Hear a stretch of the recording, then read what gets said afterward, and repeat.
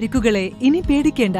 എല്ലാവിധ സ്പോർട്സ് ഇഞ്ചുറികൾക്കുമുള്ള സമഗ്ര പരിഹാരം ഇവിടെയുണ്ട്. ABC orthopaedic hospital, near Kairali theatre, Calicut road, Manjeri. കേരളത്തിൽ വൻ ഭൂരിപക്ഷത്തോടെ UDF അധികാരത്തിൽ വരുമെന്ന് ശശി തരൂർ MP. മലപ്പുറത്ത് മാധ്യമപ്രവർത്തകരോട് സംസാരിക്കുകയായിരുന്നു അദ്ദേഹം.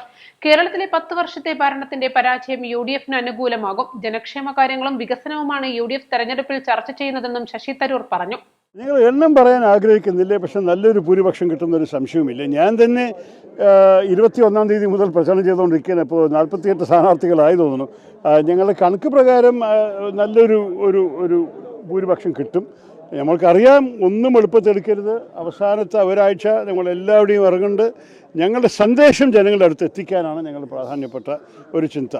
ഇവിടെ ശ്രീ കുഞ്ഞാലിക്കുട്ടിയെക്കുറിച്ച് എല്ലാവർക്കും അറിയാം. പക്ഷേ ചില ഭാഗത്ത് ഞങ്ങൾക്ക് പുതുമുഖങ്ങളാണ് സ്ഥാനാർത്ഥികളായി വന്നിരിക്കുന്നത്. ഇലക്ഷൻ കമ്മീഷൻ നമുക്ക് കൂടുതൽ സമയം തന്നിട്ടില്ല. അപ്പോൾ അവരെ പരിചയപ്പെടുത്താനും അവരുടെ ഈ ലോക്കൽ ബന്ധങ്ങൾ സ്ഥാപിക്കാനും കുറച്ചും കൂടി ഞങ്ങൾ ശ്രമം എടുക്കുന്നുണ്ട്. എല്ലാവരുടെയും നമ്മൾക്ക് സമയം കിട്ടിയത് മതിയാവുമെന്നും പറയില്ലെങ്കിലും കൂടി എനിക്ക് ഒരു സംശയവുമില്ല, ഒരു വിഹാരം ഞങ്ങളുടെ പുറകെയുണ്ട്. ഒരു ട്രെൻഡ് UDFൻ്റെ അനുകൂലം തന്നെയാണ്. ജനങ്ങൾ മനസ്സിലാക്കിയ ഒരു മാറ്റത്തിൻ്റെ ഒരു സമയം വന്നിട്ടുണ്ട്. ആ മാറ്റം ഞങ്ങൾക്ക് തന്നെ അനുകൂലമാണ്. LDFന്റെ അവകാശവാദം ഭരണവിരുദ്ധ വികാരം അങ്ങനെ വലിയ തോതിലില്ല എന്നുള്ളതാണ്.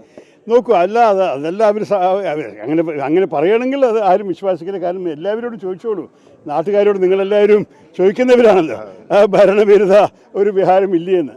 പക്ഷെ അവർ പറയണത് അവരുടെ രക്ഷ എന്താണ് അവർ ശ്രമിക്കണത്? അത് MLA-മാർക്ക് എല്ലാവരും ഇഷ്ടമാണ്. അതുകൊണ്ട് അങ്ങനെ MLA-മാരുടെ വിരുദ്ധം വോട്ടുണ്ടാവില്ല. പക്ഷേ ആൾക്കാർക്കറിയാം, ഞങ്ങൾ പറയണത് നിങ്ങളുടെ MLA നിങ്ങൾക്ക് എത്ര ഇഷ്ടപ്പെട്ടാലും അവർ ഈ 10 വർഷക്കാലം ഈ സർക്കാരിനെല്ലാം പിന്തുണ കൊടുത്തിരിക്കണം.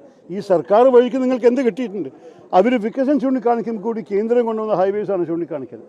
അവരെന്താ ചെയ്തിരിക്കുന്നത് നാട്ടിന് വേണ്ടിയിട്ട്? കടം നമ്മുടെ കൂട്ടി കൊണ്ടുപോകാതെ മാത്രമല്ല ചെയ്തിട്ടില്ല. അപ്പോൾ എനിക്ക് തോന്നുന്നു ജനങ്ങൾ ഇതിനെക്കുറിച്ച് കുറച്ച് ഞങ്ങളെ ഒന്ന് കേട്ട് സംസാരിച്ച് ചിന്തിച്ച് കഴിഞ്ഞാൽ അവർക്ക് നമ്മളൊപ്പം തന്നെ വരാൻ പോകും.